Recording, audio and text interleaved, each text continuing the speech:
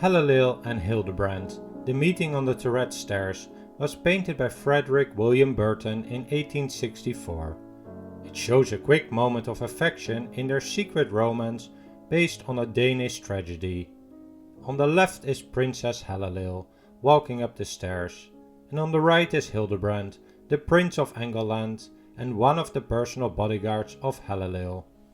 They had fallen in love with each other, but as the father of Hellelil did not approve of their relation, they had to keep it a secret. But in passing the narrow turret stairs, they can share a little moment of affection with each other. The work was painted in watercolor, something that may not be clear immediately, as Burton was a true specialist in this medium, creating works similar in clarity and luminosity to oil paintings. But if you look at the stairs and the walls, you can see how different the effects of watercolor are compared to the smooth results that oil paint would produce. The scene in this painting originates from a medieval Danish ballad. In 1855, a friend of Burton called Whitley Stokes translated this ballad from Danish to English. He published his one-page translation in Fraser's magazine, and I will add a link to that story in the description below this video. The story starts with Princess Hellelil, who has 12 noble knights who serve as her personal bodyguards. She falls in love with one of them, Hildebrand, who is the Prince of Engleland. But then the king hears about their secret meetings and moments of affection, and he orders the 7 brothers of Hellelil to kill Hildebrand. Hildebrand and Hellelil share one last kiss before he draws his sword to fight them. Hildebrand is tenacious and kills 6 of the 7 brothers as well as Hellelil's father. Only the youngest brother of Hellelil is still alive, and I will cite from Stokes' translation. My youngest brother was battling near, and oh, in my heart I held him dear. And so I screamed, Lord Hildebrand, for God's dear love now hold thy hand. Oh, let him live, my youngest brother, he'll bear the tidings to my mother. And while I spake, Lord Hildebrand, with 8 wounds sunk upon the sand.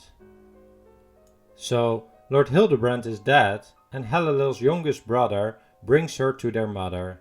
She is locked up in a tower where she will eventually die from a broken heart. Frederic William Burton was born in Ireland, and in his 20s and 30s he traveled through Europe extensively, becoming familiar with the works of many of the old European masters. He worked on a variety of genres, including a good number of commissioned portraits. He continued to paint into his mid-50s when he got troubles with his eyesight. Today, he is not a very famous artist, and he may be better remembered for one of his other contributions. When he was 58 years old, he was appointed as the director of the National Gallery in London. He would lead the National Gallery for the next 20 years, acquiring many famous works of art that are still on display today, including Leonardo da Vinci's The Virgin of the Rocks. Unlike many more famous artists, Burton never painted in oils, as supposedly he could not stand the smell of oil paint or the solvents in it. So he primarily used watercolor paint, something that you can clearly see in the effects in the background of this painting. His watercolors achieve the same amount of detail as oil paintings, which is an easier medium to incorporate fine details. One of the reasons Burton was so skilled with watercolor paint was that his father was a miniaturist, from whom Burton had learned the skills to produce very fine brushstrokes, allowing him to paint with great precision.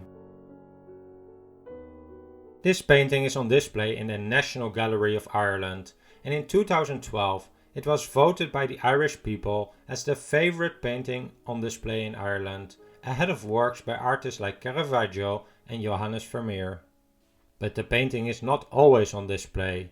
The reason is that it is painted in watercolor, a medium that is more prone to fading over time.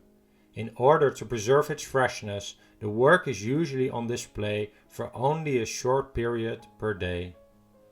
I hope you enjoyed this discussion. If you want a full translation of the story of Hellelil and Hildebrand, You can do so by following the link below this video. It is only a one-page story and it is relatively easy to follow for a story from the 19th century. I want to thank you for listening.